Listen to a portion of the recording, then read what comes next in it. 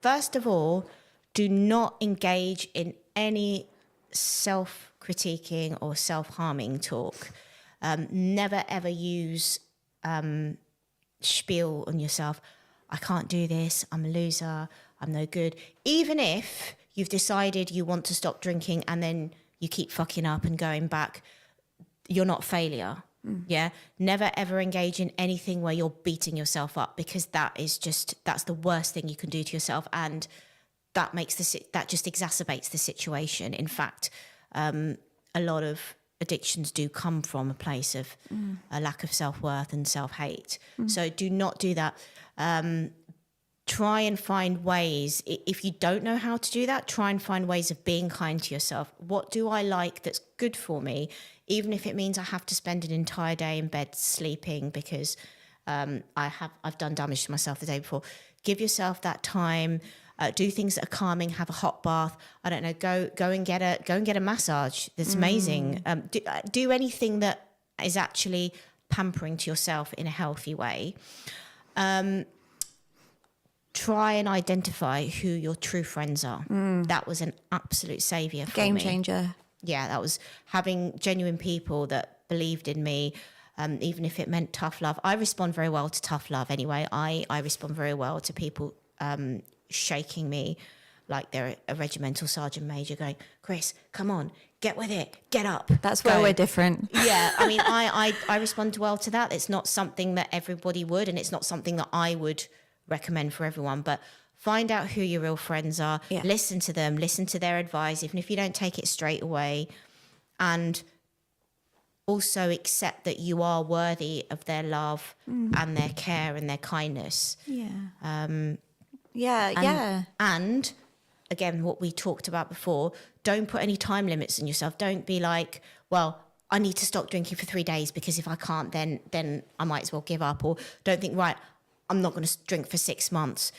Take it a day at a time. Again, it does sound a little bit stereotypical, but you really have to give yourself all the time you need. Yeah. Recovery is such a long process. And even when it seems quite quick. Like I told you, 3 weeks, I felt physically great, but the recovery process. So when I was on tour backstage, I tried to really get on with people, gel with people, have a laugh, really actually enjoy my performances, actually remember some of them, maybe connect with my audience a bit more rather than giving them some kind of vacant, fucked up look that vaguely looked like I was giving, them a wink or the eye while I was playing piano. Actually, really, I tried to feel everything in high definition. Yeah, and I that became my new obsession. Having understand how the brain works and why we engage in certain patterns really helped. Yeah, and I think that's really interesting because the neural pathways, if I know that if I put alcohol in my body, they're going to light up like a Christmas tree and I'm going to want to continue. Yeah. And I remember I had a relapse because I was so greedy. I shoved a chocolate right down my throat, barely chewed the thing. It's not greedy. I do that a lot. It was full of booze, right?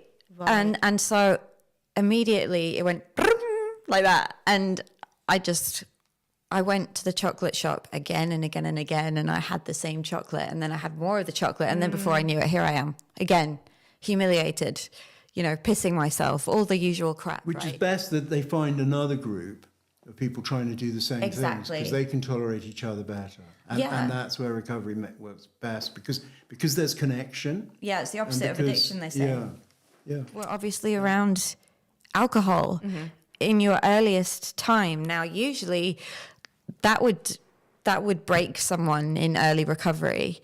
Like, I know that every time I tried to do stuff like that in early recovery, I failed, So how the heck did you do it? Okay, well, the reason why some of it wasn't as hard because I just really wanted to focus. I realized that it's weird saying this for when you have been on tour and you've been to all these places and met thousands of amazing people. But when I got sober, I realized how many years of my life I'd wasted by not paying attention to things that really would have enhanced and enriched my life, like beautiful experiences, talking to people, random conversations that I could actually be myself and have a laugh with. So what I try to do is I try to focus on those. So when I was on tour backstage, I tried to really get on with people. So what I try to do is I try to focus on those. So when I was on tour backstage, I tried to really get on with people, gel with people, have a laugh, really actually enjoy my performances, actually remember some of them, maybe connect with my audience a bit more rather than giving them some kind of vacant, fucked up look that vaguely looked like I was giving, them a wink or the eye while I was playing piano. Actually, really, I try to feel everything in high definition. Yeah, and I that became my new obsession about really trying to live life, as corny as it sounds. No, I love it. So the last thing I just want to add is if anyone is listening to this and they're struggling with their alcohol use, it's okay, and it's more common than you think. I've given you some ideas, counting your drinks, maybe trying to work out what you could cut and how you could make your levels decrease. You can try it. It might not work. You could try something else. It might not work. We talked a little bit about self-help, GPs, different things that are going on. If you try something and it doesn't work, please don't take it into your soul that there's something wrong with you. Alcohol is a very Moorish, addictive substance. It is everywhere. We're told all the time that drinking is okay and it's good and blah, blah, blah. So, just use it as information. That didn't work for me. There are other options out there. You try a service provider, they're not right for you. Doesn't mean that all of them won't be right for you. You could try a different service provider. You could try self-help. You could try your GP. You could try a detox. So if you have decided that alcohol, and you need to interrogate the relationship you have with alcohol, don't give up. Don't fall into that cycle where you start being mean to yourself and then you drink to cope with that stress, and then you feel bad about that, so you drink about that too, and you think you're a terrible person, and you just keep going around this little circle and you never escape, and it's really mean, and your inner voice is horrible and they won't shut up, depending on your sobriety at the time or how intoxicated you are. Just go, this is information, this is not working for me, I'm going to try something else, and know that I believe in your ability to change, even if you don't believe in it yourself. One choice, one decision, like you were saying before, abstinence is the easier of the two, because there's not really much thought that has to go into it. It's just that's off the table, done. It's hard at first, but now it's I don't feel any way about alcohol. I don't love it. I don't hate it. It's just there. And, I am sympathetic. They're overworked. They haven't really got time to think, where this person's psychology coming from or whatever. But at the same time, it does a lot of damage to be treated in those kind of ways. And it sometimes stops places to get help. And I think that's the thing, I would like to kind of stress. There's everything from online support. You already mentioned about sober communities and how useful they are for people. Alcoholics Anonymous. We've got going to your GP. There's some good medications you can get as well. Even some for moderation, as well as abstinence. But the other part of that is there's a million ways you can moderate. You can do alcohol-free days. You can do less alcohol on a certain day. You could pick a Tuesday. You could pick, I'm only going to do 2 days a week, or I'm going to do 3 days a week. Or you could say, I'm not going to drink when the kids are around. Or there's so many different things. And sometimes it's hard to know which one's going to work for you. And sometimes none of the moderation options work for you. And you've been talking about that as well. And that's not to be seen as a failure. The idea of sobriety terrifies you. Then how could we get you to cut down just that little bit so you feel like you're gaining some control and you're getting your feet back on track? And maybe you can do a little bit more reduction to get yourself in a position where you have the clarity, you're able to live that life you want to live for yourself. You feel like your life is full of meaning and purpose and relationships that mean something to you. And so it's really just about where are you at, let's be honest, and how can we reduce your risk? The more risk we have. And I think as a society, we could all do with drinking less, including me, including everyone. And it's just not adding anything to your life. It just isn't. And it doesn't make you a flawed person.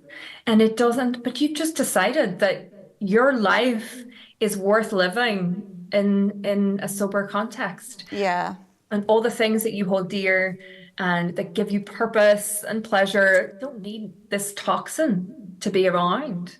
And for some people, they can, I think, we don't need alcohol to survive. We don't, it plays a role for some people. Some people drink, little bits and it's fine. Some people drink little bits and there's big problems. And all of this is valid. We're all just trying to make sense of this world that we're in. And I think it's good to kind of really examine what alcohol does for you. And if it doesn't do anything, then get it out. Identify that you have an alcohol problem, then what do you do next? The good thing kind of with abstinence is it's so much easier. There's just one decision, drink or not. If you want to moderate if you've got alcohol problems and you want to moderate, it's a little bit more difficult. So let's say you're drinking like every day. So what are you going to do then? Are you going to change the amount? Are you going to have an alcohol-free day? How does that fit in? So there's so many decisions you can make and that might not work for you. So in some ways, I think it's great when you make that call for abstinence. And I know we've talked before about how positive this has been in your life and how great it is for many, many people to be alcohol free. And I think it's really about sort of examining that role of alcohol in your life and do you even need it at all?